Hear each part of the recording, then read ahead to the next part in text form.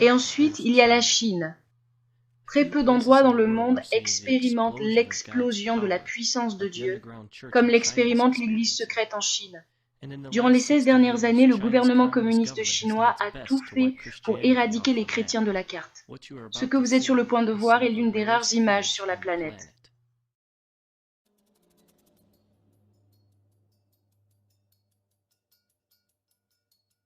Dans cette assemblée, les gens se réveillent à 4h30 du matin, afin de se réunir 2 heures pour prier et adorer.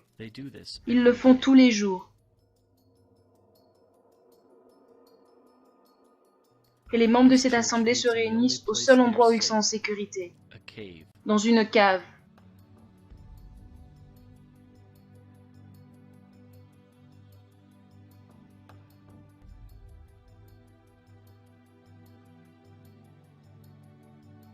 Ceux-ci se réunissent dans une ferme, à l'abri de certains regards.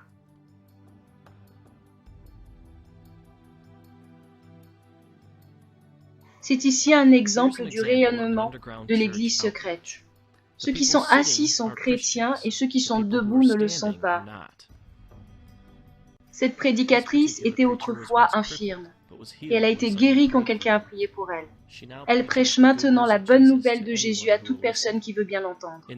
Dans cette réunion en particulier, plus de 1000 personnes sont devenues chrétiennes.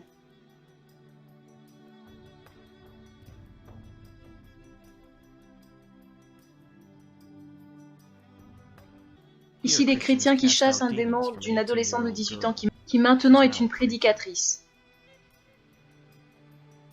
Rien qu'à Shanghai, il y a plus de 3000 églises de maison comme celle-ci.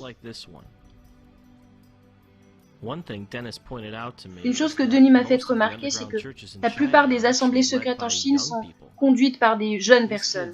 Ces jeunes sont sortis du système communiste et ne veulent plus rien avoir à faire avec. Ils ne veulent que répandre l'amour de Jésus à toute personne qu'ils rencontrent.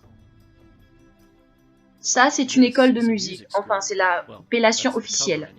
En réalité, c'est une école d'apprentissage pour ceux qui veulent devenir pasteurs. Et le gouvernement pense qu'ils ne font qu'apprendre à jouer des instruments de musique.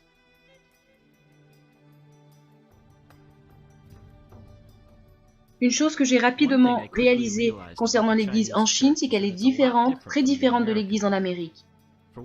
La raison qu'ils considèrent un enseignement de 4 heures comme étant court. Et dans cette réunion, il fait 120 degrés à l'intérieur du bâtiment. Et les gens se réunissent pendant 12 heures d'affilée.